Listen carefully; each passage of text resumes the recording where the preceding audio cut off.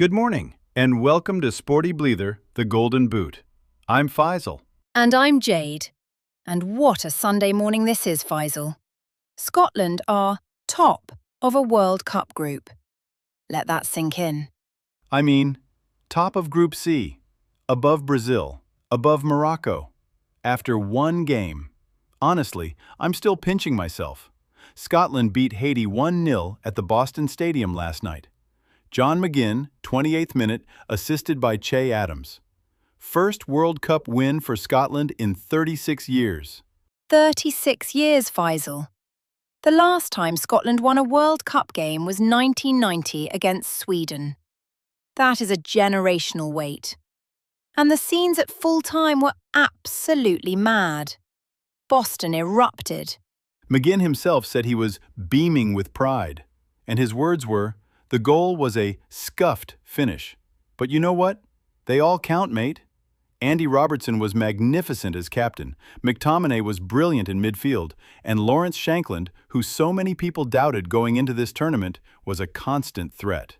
And remember, we were asking before the tournament whether McTominay was fit enough to start. He played the full game and was outstanding. The boy was everywhere.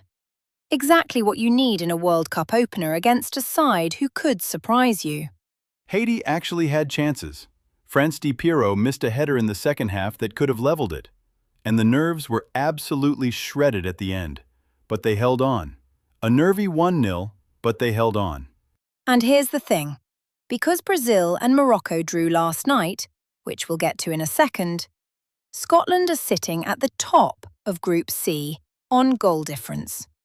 On goal difference above Brazil.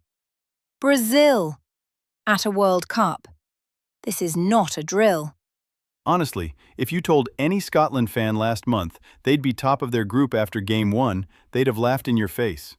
Credit to Steve Clarke. Credit to every single one of those players.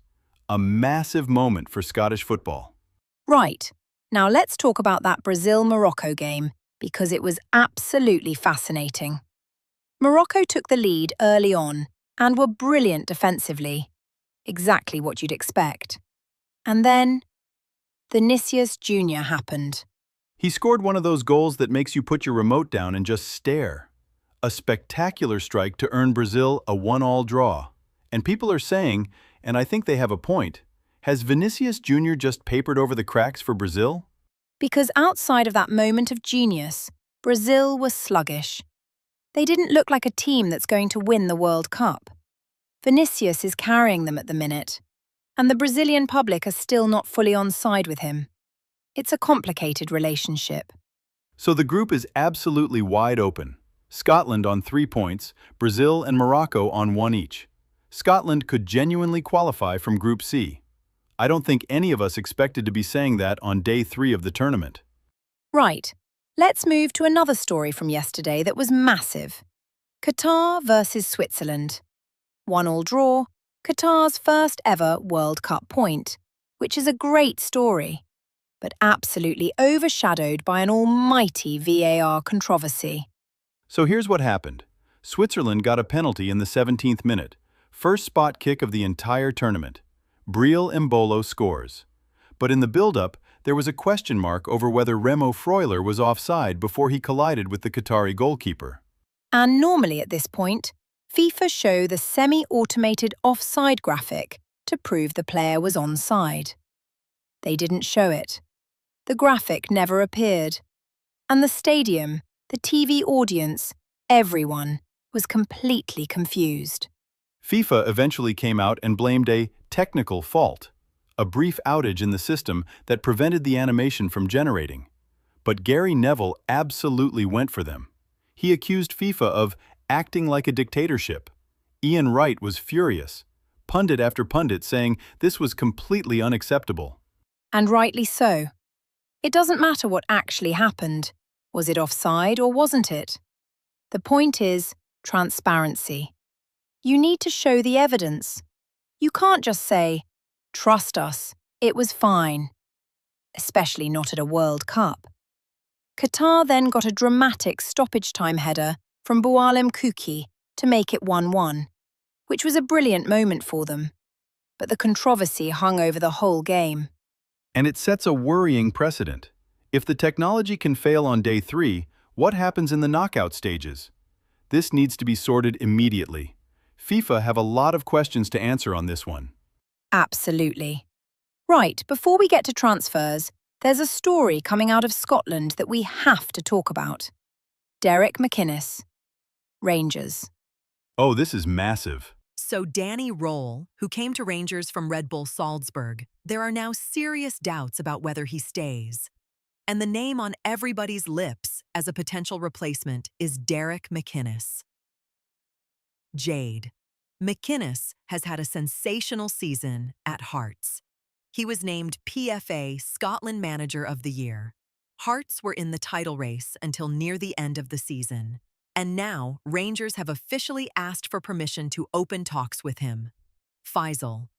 The Daily Record are reporting that Rangers have made their move. Sky Sports confirmed he looks like the favorite to replace Roll. This is a manager who knows Scottish football inside out, had a brilliant stint at Aberdeen, and has reinvented himself at Hearts. Jade. And there's also the Steven Gerrard conversation, obviously. BBC Sport ran a piece asking, Gerrard or McInnes? What next for Rangers?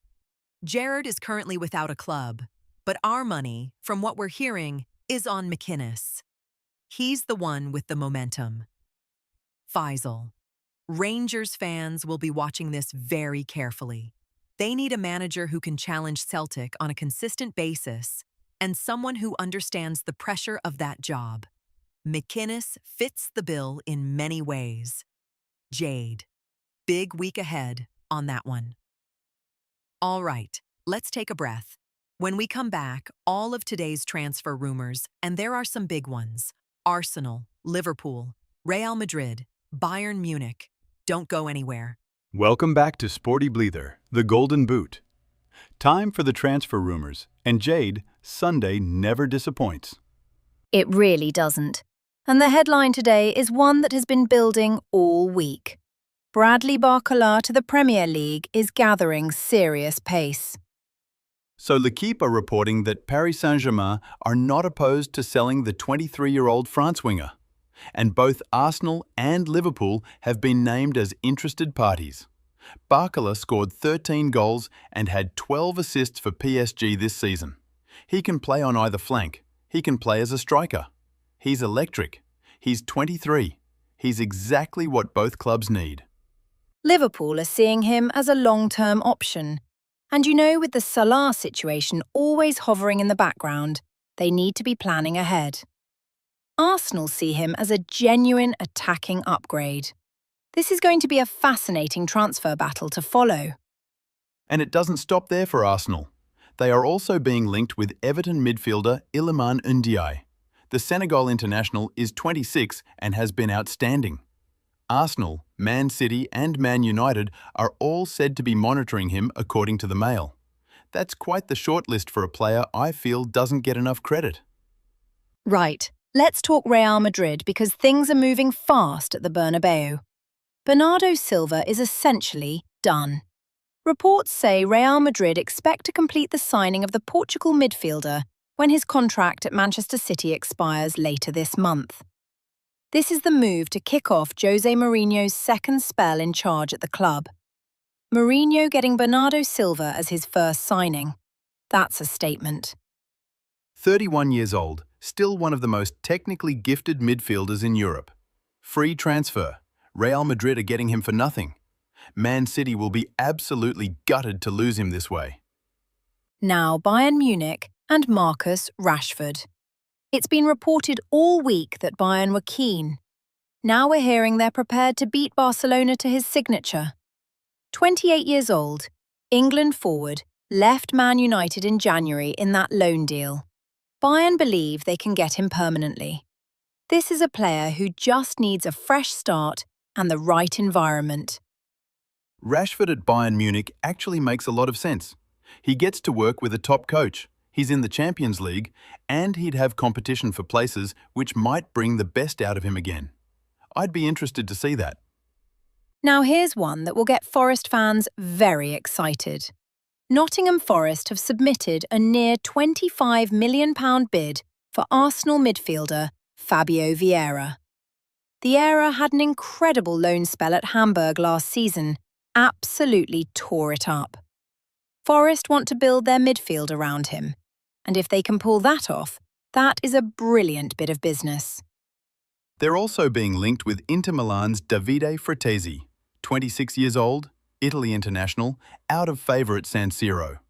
Forest are building something really interesting there, worth watching. A couple of quick ones. Brighton have knocked back a £20 million bid from Coventry City for goalkeeper Carl Rushworth. Coventry obviously want to keep him after his brilliant loan spell there. Brighton are saying no way. And Roberto Mancini is reportedly ready for a second stint as Italy manager, after leaving his role in Qatar with Al Sadd. Whether the Italian FA go back to him remains to be seen. And one for Spanish football fans, Atletico Madrid want to sign PSG's Lee Kang-in, the 25-year-old South Korean attacker, to replace Antoine Griezmann, who left in the summer. Would be a huge acquisition for Atletico. Right, that is your Sunday transfer roundup. What a show it's been.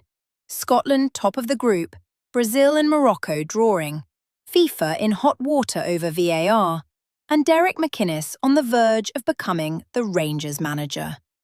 The World Cup is absolutely flying.